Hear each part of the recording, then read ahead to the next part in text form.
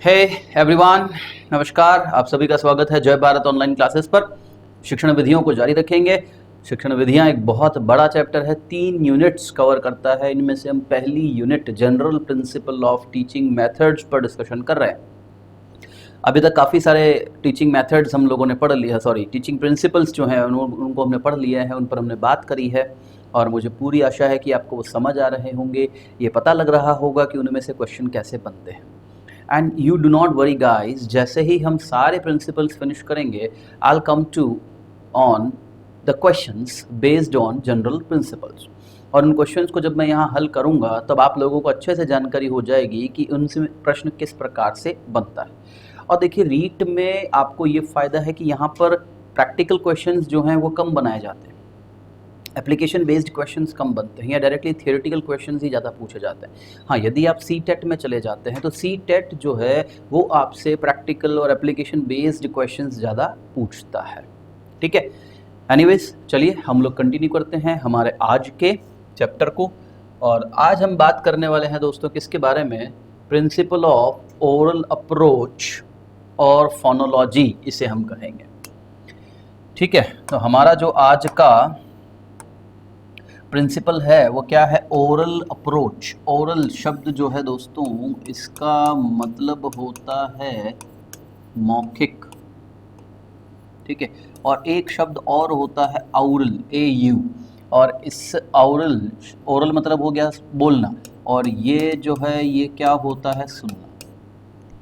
Oral approach भी होती है, ठीक है, सुनना और बोलने का, वही लिसनिंग और स्पीकिंग से रिलेट हो जाता है वो। तो ये भी जो है ये बोलने से ही रिलेट है। ये जो आपका अप्रोच है, प्रिंसिपल है, ये क्या कहता है? बोलने से रिलेट है। देखिए फोनोलॉजी, तो फोन का अर्थ हमने क्या पढ़ा था? साउंड। कि फोन मतलब होता है sound.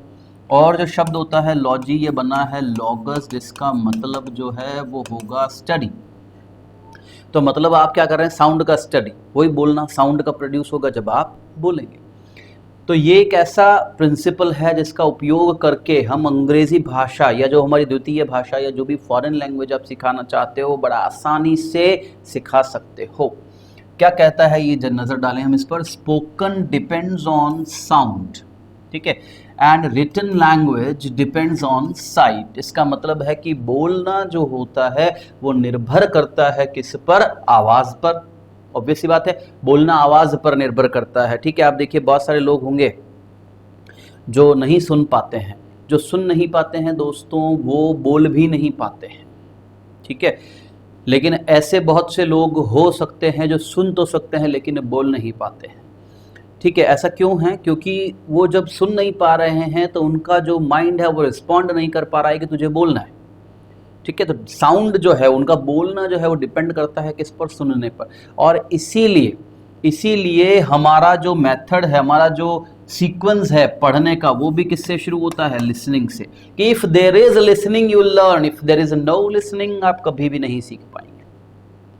So there are so many people who are deaf, then definitely they are dumb, but there are so many people who can listen but they are dumb. ठीक है, तो ऐसा क्यों है? क्योंकि सुन नहीं पा रहा है वो 100% बहरा हो जाता है, क्योंकि वो रिस्पॉन्ड नहीं कर पाएगा। ऐसा ही लिखना जो होता है वो निर्भर करता है देखने पर। अगर मैं यहाँ पर कुछ भी लिख रहा हूँ, आप इसे देखेंगे, देख करके पहचानेंगे और फिर साउंड देंगे उसको कि A, B, C। ठीक है, इस तरह से। तो written language depends on sight, and जो स्पोकन लैंग्वेज वो डिपेंड करता है साउंड पर। मगर it is hard to remember written symbols without attaching them with spoken symbol. अभी अगर आपको मैंने केवल ये बोल दिया कि भाई ऐसा लिखो, मगर ये नहीं बताया कि इसे A कहते हैं, इसे B और इसे C, आप क्या करेंगे? आप मर्जी पड़े तो इसे A बोलेंगे, इसे B बोलेंगे, इसे C बोलेंगे। Now if I want you to write, मैं आपसे कहूँ लिख के बताना जरा, आप पूछेंगे क्या लिखें? अब मैंने आपको कह दिया A लिखो, लेकिन आपने ये नहीं सीखा या मैंने आपको ये नहीं सिखाया कि ये A है, ये B है और ये C है। तो यहाँ पर आप इसे A बना देंगे और मैंने कहा A लिखो तो आप इसे लिख देंगे, मैंने कहा C लिखो तो आप इसे लिख देंगे, क्योंकि मैंने रिटन सिंबल को अटैच नहीं किया किसके साथ में? कि इसे क्या बोला जाता है, इसका स्पोकन सिंबल क्या होता है, उसके साथ मैंने इसे अटैच नहीं किया, तो ये आप नहीं कर पाएंगे। ठीक है, इसीलिए एडवर्ब है यहाँ पर ये। Teaching a foreign language should start with hearing sounds. आवाज को सुनने के साथ में फॉरेन लैंग्वेज जो है वो शुरू होनी चाहिए। फॉरेन क्या, मदर टंग भी इसी से शुरू होता है। इसीलिए आप दुनिया की कोई भी भाषा में चले जाइए, हमेशा उस भाषा को सिखाने के लिए सबसे पहले लिसनिंग कराई जाती है। लैंग्वेज प्रोफिशिएंसी टेस्ट जो होते हैं दोस्तों, लैंग्वेज प्रोफिशिएंसी टेस्ट दुनिया में दो तरह के हैं, एक है आइल्स, IELTS आइल्स, और टॉफल। अगर आप यूरोप कंट्रीज़ में जाना चाहते हैं, यूरोपियन कंट्रीज़ में तो आइल्स देना होता है, अमेरिका और ऑस्ट्रेलिया के लिए आपको टॉफल देना पड़ता है। उसमें आपकी चारों चीज़ें जांची जाती है, LSRW, चारों का टेस्ट होता है ऑनलाइन कि क्या आप इसको सुन के समझ पा रहे हैं, क्या आप बोल के अपने आप को अभिव्यक्त कर पा रहे हैं, क्या आप पढ़ के अभिव्यक्त कर पा रहे हैं, क्या आप लिख के कर पा रहे हैं। सो दे टेस्ट ऑल द 4 स्किल्स, ठीक है।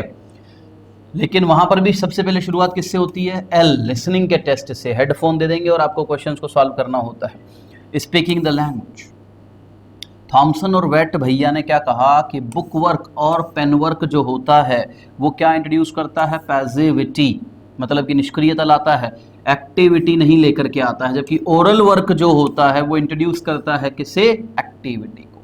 ज़्यादा परिभाषाएं तो नहीं आती हैं, फिर भी जो मुझे कुछ खास लगी मैंने यहाँ पर लिखी हैं। ये थॉमसन और वेट ने कहा है बुक वर्क और पेन वर्क निष्क्रियता ला करके देती है हमें, क्योंकि आप बुक में रीडिंग कर रहे हो, पेन से आप केवल लिख रहे हो, लेकिन सुनते हो तो आप एक्टिव हो जाते हो। तो ये कह रहे हैं कि ओरल वर्क जो होता है, मौखिक कार्य जो होता है, वो आपको क्या बना देता है, एक्टिव बना देता है, ठीक है। तो प्रिंसिपल ऑफ ओरल अप्रोच और फोनोलॉजी ये कहती है कि हमें हमेशा बच्चे को साउंड्स को सुना करके प्रारंभ करना चाहिए, क्योंकि ये संभव नहीं है कि आप लिखित चिन्ह को बिना उसके बोलने वाले चिन्ह के साथ अटैच किए हुए सिखा दें, राइट। स्क्रीनशॉट ले लें।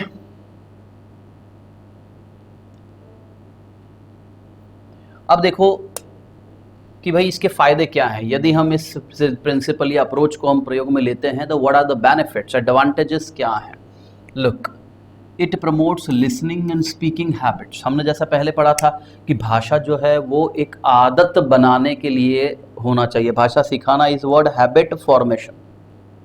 तो हैबिट फॉर्मेशन के लिए ये अप्रोच हमारी मदद करती है। लेकिन इसमें कौन सी हैबिट फॉर्म हो सकती हैं, सुनने की और बोलने की।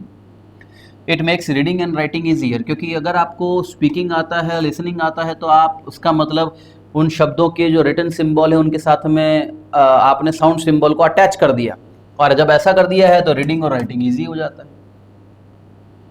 It is helpful in internalisation of grammar. यह व्याकरण के अंतःकरण में कनेक्शन बनाने में व्याकरण का इसमें आपको हेल्पफुल रहता है।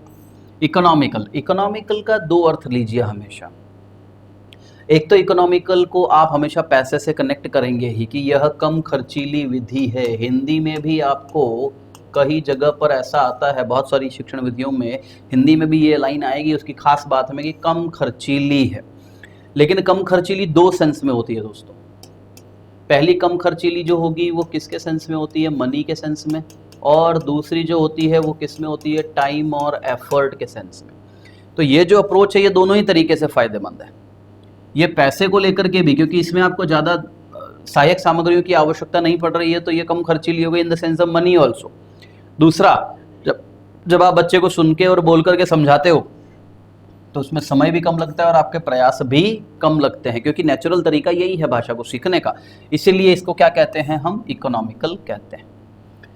It makes immediate correction possible.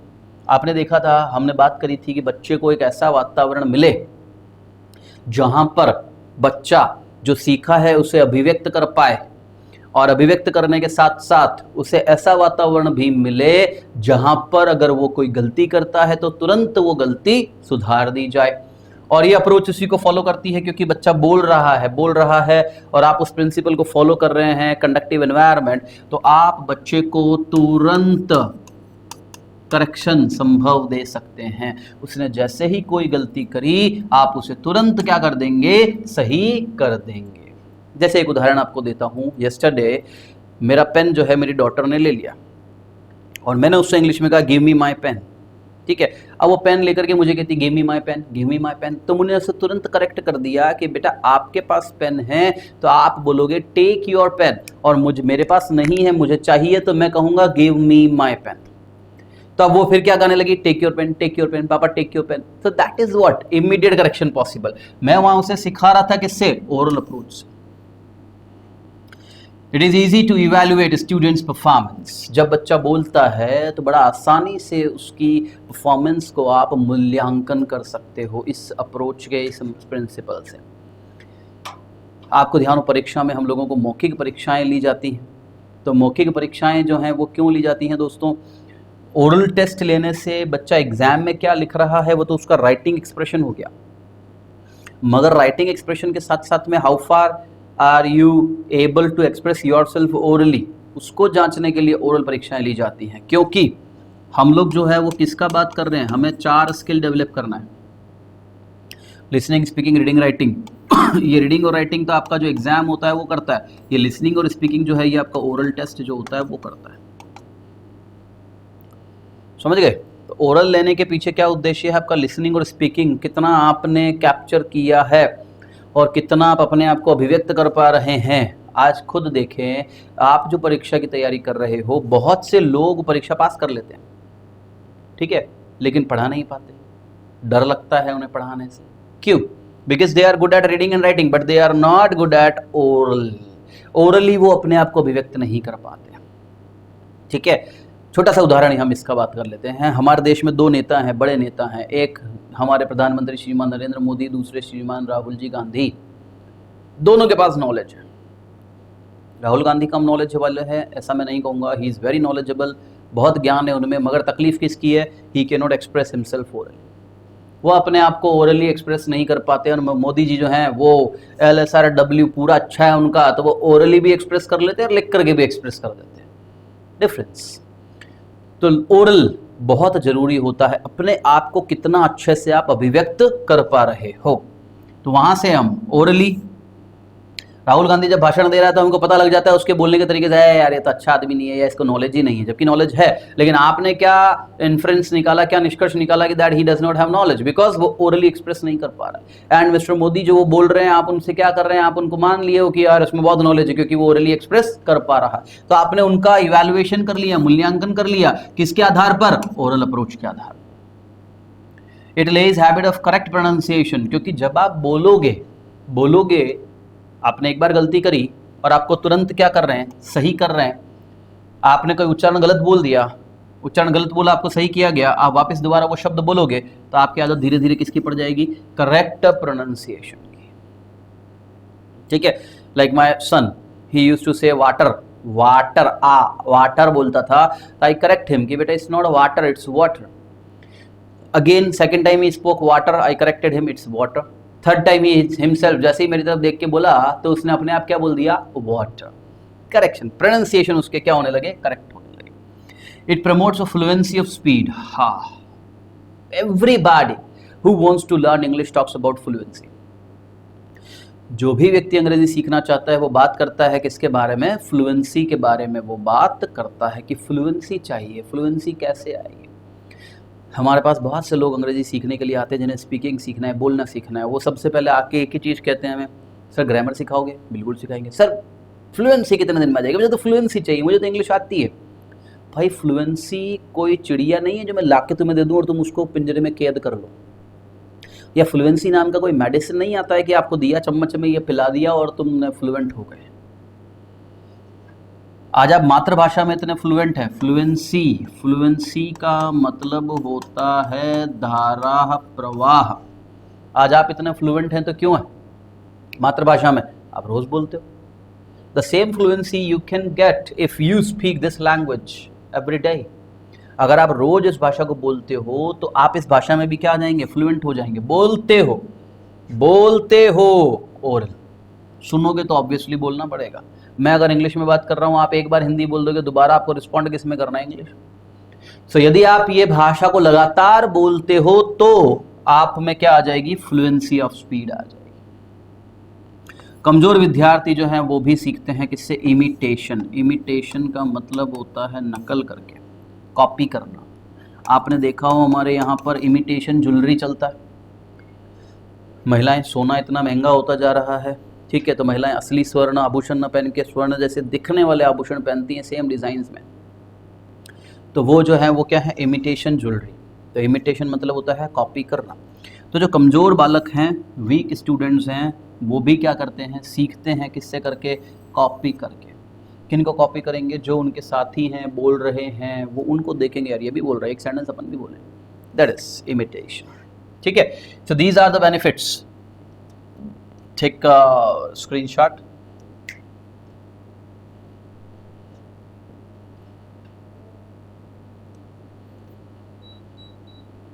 फिर देखो, ओरल अप्रोच की कुछ लिमिटेशंस हैं, जहां हर चीज की कुछ अच्छाई होती है तो कुछ ना कुछ कमी भी उसमें होती है। What are those limitations? देखो, पहला, it may develop faulty reading and writing habits. गलत, फॉल्टी मतलब गलत, पढ़ने और लिखने की आदत को यह पैदा कर देता है। गलत पढ़ने और लिखने की आदत क्या होती है दोस्तों? गलत पढ़ने और लिखने की आदत की जब हम बात करते हैं, ऐसा क्यों हो रहा है? Because there are certain words in English, कुछ शब्द हैं अंग्रेजी के अंदर, हुज स्पेलिंग, जिनकी स्पेलिंग जो होती है, do not reflect the sound, sound को रिफ्लेक्ट नहीं करती। उनका पहला अक्षर चुप हो जाता है, कभी कभी बीच में जो अक्षर है वो चुप हो जाता है, कभी कभी कोई अक्षर है ही नहीं लेकिन हमें बोलना पड़ता है ना। जैसे कि the initial letter, for example जैसे नाइफ, जैसे रिट कह लो, ठीक है, रिट भी कह सकते हो आप इसको, रिट जो कोर्ट में दायर की जाती है, रिट। निमोनिया, इसे अगर आप पन्यूमोनिया कहेंगे तो गलत हो जाएगा, इसे आप साइकोलॉजी कहेंगे तो गलत हो जाएगा। तो इनमें जो हमारा इनिशियल लेटर है दोस्तों, ये इनिशियल लेटर बोला नहीं जाता है। अब जिन विद्यार्थियों को आप केवल ओरल अप्रोच से ही सिखा रहे हैं, जो केवल बोलने के माध्यम से ही सीख रहे हैं, आप बार बार बोलेंगे pneumonia, psychology, knife, know, write, ठीक है, वो लोगों को क्या पता लगेगा? नो मतलब एन से शुरू हो रहा है, निमोनिया एन से शुरू हो रहा है, साइकोलॉजी एस से शुरू हो रहा है, उन्हें ये नहीं पता लगेगा कि इनका इनिशियल लेटर जो है वो साइलेंट है। तो स्पेलिंग एरर्स पैदा होने लगती हैं। अगर हम किसी को कह रहे हैं ऑफन, उस बेचारे ने अगर ये स्पेलिंग लिखी तो क्या गलत किया? मैं एक बार क्लास में लिखा रहा था और वहां पर मैंने कहा नेबर, तो एक बच्चे ने नेबर का स्पेलिंग ये लिखा, बेचारे ने साउंड के हिसाब से तो सही लिखा ना, ठीक है। ओरल अप्रोच, अगर आप केवल ओरल अप्रोच की बात करते हो तो इस तरह की स्पेलिंग की एरर्स जो हैं वो हमें फेस करनी पड़ती हैं। फिर देखो, defective pronunciation of English teacher. आप सब भी जानते हो, आप जब अंग्रेजी पढ़े हो या लिटरेचर आप लोगों ने लिया है स्कूल टाइमिंग में या कॉलेजेस के अंदर, आपके जो प्रोनाउंसिएशन थे दोस्तों वो कितने अच्छे थे, आपको पता ही है, अभी भी आपको पता है कि कितने अच्छे हैं। आप क्या करेंगे? आप इतनी मेहनत नहीं करेंगे। कोई टीचर जो है अगर वो बहुत ही कीन है अपने स्टूडेंट्स को करेक्टली पढ़ाने के लिए, तब वो ये करता है कि वो एक एक वर्ड का उच्चारण जो है उसको जांच ले कि मेरा सही है या नहीं है, या वो दूसरे माध्यम से अंग्रेजी सीखने का प्रयास करेगा। बट अगर आपका उद्देश्य केवल क्या है? नौकरी पाना, आपको नौकरी मिल गई, अब आपको कोई मतलब नहीं दिन दुनिया से, आपकी सैलरी 1 तारीख को क्रेडिट होनी चाहिए, आपके मैसेज आना चाहिए सुखद वाला, बैंक का आपकी salary credited to your account, that's all. फिर आप क्या करेंगे? जैसा आपको आ रहा है वैसा आप बोलेंगे, ठीक है। अगर आप लोगों को नहीं पता है, कोई नया शब्द आ गया, ये मान लीजिए नया शब्द है, आपने एपली, तो आप इसे एपली बोलोगे, आप इसे एप्पल के बोलोगे। आप क्यों मेहनत करोगे कि इसको सही सिखाएं? सामने जो बैठे हैं उनको कौन सा आता है? आपने एपली बोला तो वो बेचारे क्या करेंगे? एप्पली ही बोलेंगे। So thing is what guys, correct pronunciation होना जरूरी है, लेकिन हमारे जो टीचर्स हैं उनके साथ करेक्ट प्रोनाउंसिएशन क्यों नहीं होते हैं? क्योंकि majority of English teachers in our schools, हमारे स्कूल में जो अधिकतर टीचर हैं, completed their studies as non regular candidates. हम नॉन रेगुलर कैंडिडेट्स की तरह पढ़ते हैं, मतलब कॉलेज में एडमिशन तो रेगुलर है, आप कितनी बार कॉलेज गए हो भैया? मैं कितनी बार कॉलेज गया हूँ? हम कॉलेज नहीं जाते, मस्ती मारने निकलते घर से कॉलेज के लिए हैं, लेकिन सबका अलग अलग जगह जाने का, तुम्हारा तुम जानो। तो उसका रिजल्ट क्या निकलता है? They have developed wrong pronunciation, उन्होंने गलत उच्चारण जो है वो डेवलप कर लिया, ऐसी आदतें बन गई। और लैक ऑफ प्रॉपर गाइडेंस, उनको प्रॉपर गाइडेंस नहीं मिलता है। So most of them can neither speak nor right correct English, तो उनमें से अधिकतर लोग ना तो सही अंग्रेजी लिख पाते हैं, ना ही सही अंग्रेजी बोल पाते हैं। तो यदि केवल ओरल अप्रोच के माध्यम से सिखाया जाएगा दोस्तों, तो ये जो तकलीफ है, ये जो समस्या है, ये हमारे सामने रहेगी, ठीक है। तो ओरल अप्रोच के बारे में आपने देखा कि क्या है ओरल अप्रोच, ओरल अप्रोच की अच्छाइयां क्या है और ओरल अप्रोच की कमी क्या है। चलिए स्क्रीनशॉट ले लें आप लोग, उसके बाद हम आगे वाले पर बढ़ते हैं। Look, principle of interest, very important thing. आज आप में से अगर आप अंग्रेजी पढ़ रहे हैं तो वो विद्यार्थी ही पढ़ रहे हैं जिन्हें इंटरेस्ट है। जिन्हें इंटरेस्ट नहीं आता है वो 2-5 दिन बाद ही अपना सब्जेक्ट को चेंज कर लेते हैं। देखिए किसी भी चीज़ को सीखने के पीछे इंटरेस्ट सबसे इंपॉर्टेंट चीज़ होता है। Even in life also, in life event also. आप लोगों ने देखा होगा हमारे पास में हम सभी जो हैं वो क्या करते हैं, शादी करते हैं। Everybody gets married. अब मैरिज की जब बात की जाए दोस्तों तो दो तरह की मैरिज है। वो कौन कौन सी है? एक है लव और एक है अरेंज।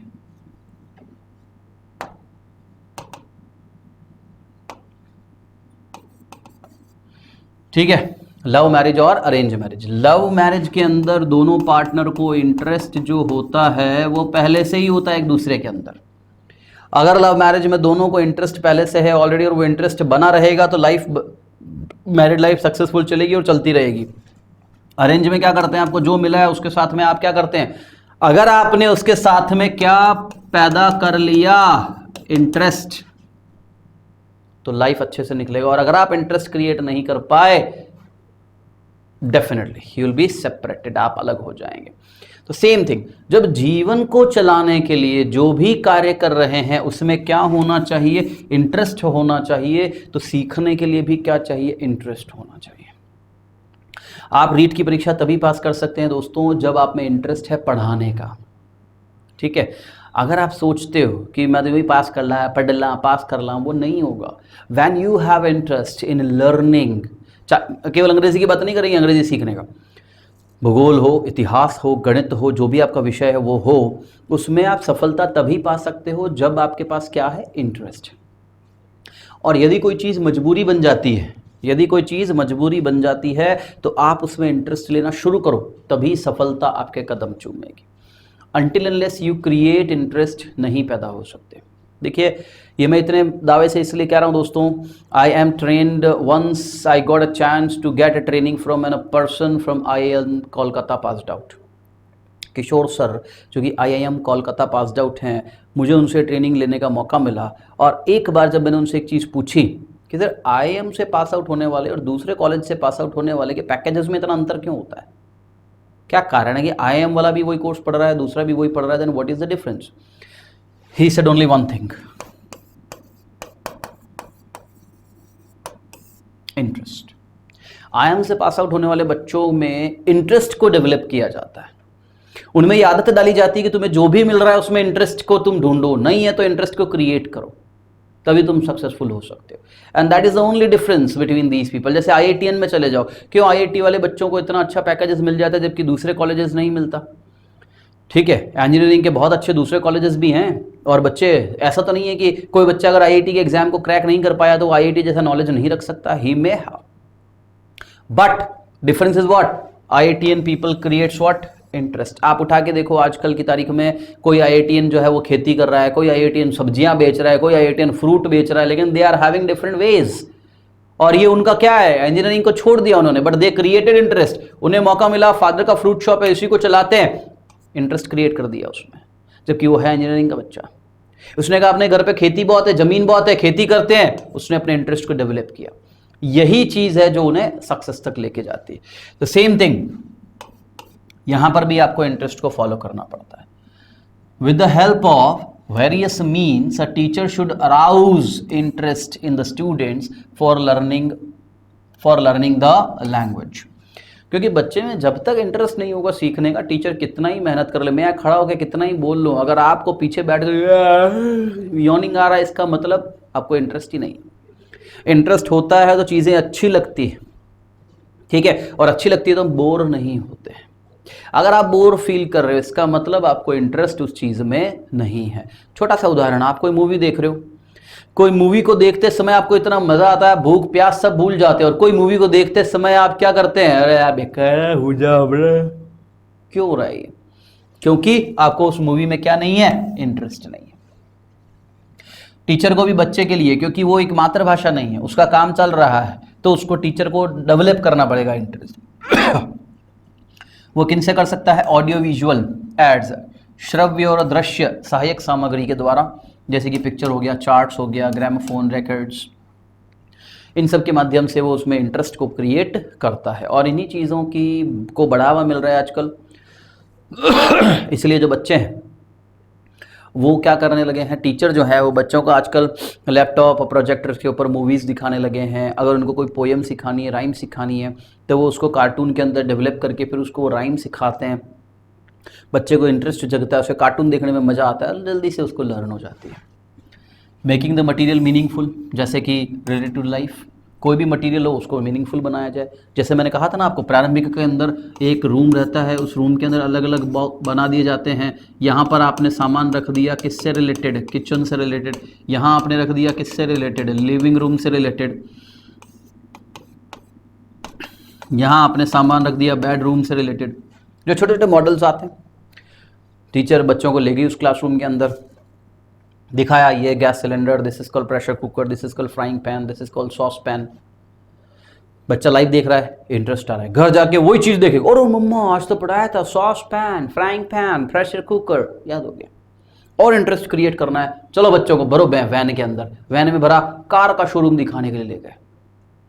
आओ तुम्हें कार का शोरूम पर ले चलते हैं, कैसे होता है, कार्स कैसी होती है, स्टीयरिंग क्या होता है, व्हील क्या होता है, हॉर्न कैसे बजता है। They are showing them everything practically. They are taking to all the students to garden, to fire station, to hospital, to vegetable market. For what? Just to create interest in learning. बच्चों को learning के अंदर interest आए, सीखने में मजे आए, वहां से इंटरेस्ट क्रिएट होगा और वो क्लासरूम के अंदर उनको हेल्प करेगा। ठीक है। और एक और प्रिंसिपल को फॉलो करता है, लर्निंग बाय डूइंग, जो आगे मैं आपको बताने वाला हूं, है ना।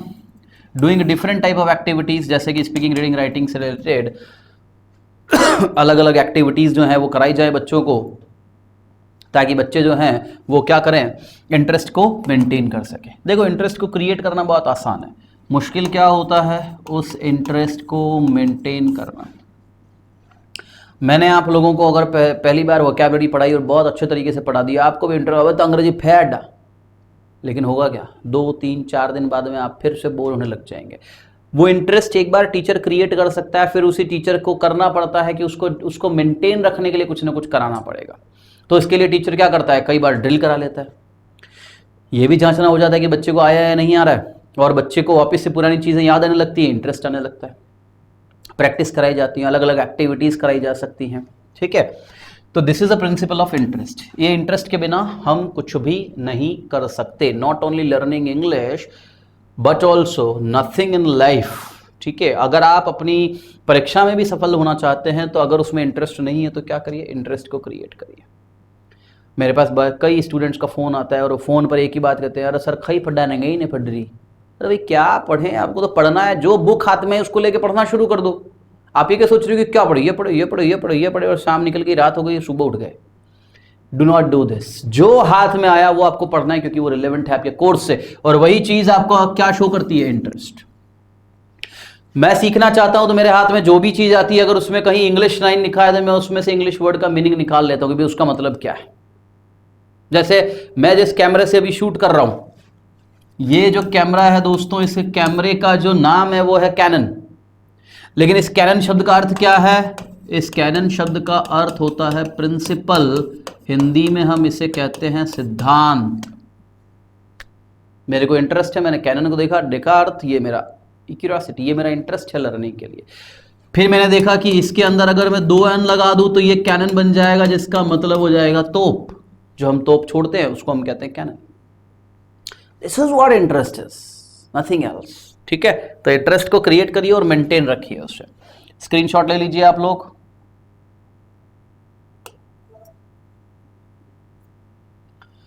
फिर देखिए, principle of learning by doing, करके सीखना, जो 2 मिनट पहले मैंने कहा था, करके सीखना ही इंटरेस्ट को डेवलप करता है। अभी आप लोग बोर हो रहे हो, क्यों हो रहे हो? ऑनलाइन क्लासेस जो है वो विद्यार्थी को बोर कर देती है, 10-15 मिनट देखेगा, पॉज कर देगा, फिर भग जाएगा इधर उधर, फिर आके फिर देख लेगा। लाइव क्लासेस जो होता है हमारा, जो फिजिकल इंटरेक्शन वाला क्लासेस होता है, उसमें आप बोर नहीं होते हो। क्यों? Teacher is there to ask you.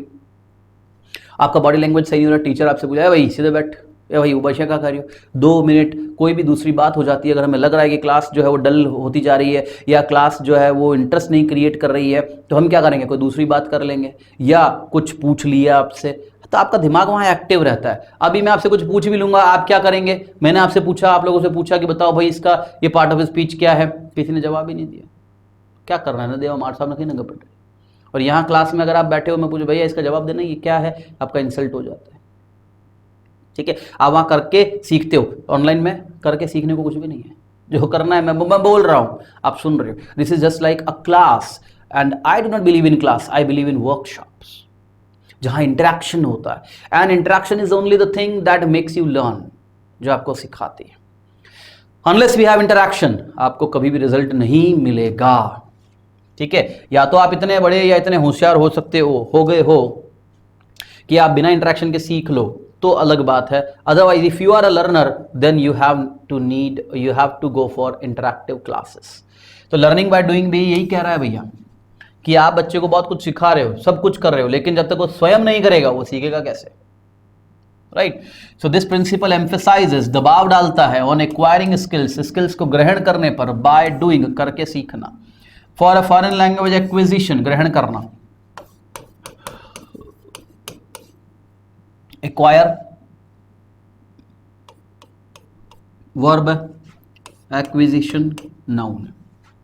ठीक है, ऑन प्रीपोजिशन है, प्रीपोजिशन के बाद सामान्यतया नाउन वर्ब लिखते हैं और आईएनजी के साथ लिखते हैं। Written work, pronunciation, reading, spelling, writing, hearing are essential activities. Students should be given a good practice of these. उच्चारण बिना अभ्यास के नहीं आएगा, कितना ही आप कर लीजिए, जो बचपन से आपने पढ़ा है वही आपके लिए सही है। मैं आपको अगर बार बार उसको बुलवाऊंगा तभी वो होगा। जैसे मैंने आप लोगों को पहले सिखाया था कि इस वर्ड का जो उच्चारण है वो डे लिखा जाता है, मगर डे ए का उच्चारण है। अगर आप इसे बोल रहे हैं यस्टरडे होगा, न कि डे होगा। जैसा मैंने आप लोगों को पहले कह दिया कि ये विलेज होता है, विलेज नहीं होता है। So this is what right pronunciation, you need practice of this, आपको इसका प्रैक्टिस चाहिए। ठीक है, ऐसा ही राइट रिटन वर्क हुआ, पढ़ने का हुआ, स्पेलिंग का हुआ, किसी भी चीज़ का हो, सुन करके सीखने का हो, आपको उसका प्रैक्टिस है। प्रैक्टिस का मतलब या तो टीचर कराए, फिर आपको होम असाइनमेंट्स दिए जाते हैं, क्यों, आप करें और सीखें। ठीक है, so that was the principle learning by doing. Okay guys, so 3 principle पर आपने आज बात करी है। Principle of oral approach, phonology पर आपने बात किया है, इंटरेस्ट पर और बात किया है लर्निंग बाय डूइंग पर। तीनों ही रिलेटेड हैं। ओरल फोनोलॉजी जो है वो इंटरेस्ट और लर्निंग बाय डूइंग सबको मिला करके ही बना रहे हैं। धन्यवाद आप सभी का। अगली कक्षा में फिर मुलाकात करते हैं। पढ़ते रहिए, समझते रहिए। कोई तकलीफ आता है, कोई डाउट रहता है, फेसबुक पेज पर जाइए, मेरे फेसबुक पर जाइए या संस्थान के फेसबुक पेज पर जाइए, Jai Bharat online classes, comment लिखिए, मैसेज छोड़िए, will surely get back to you. Thank you so much.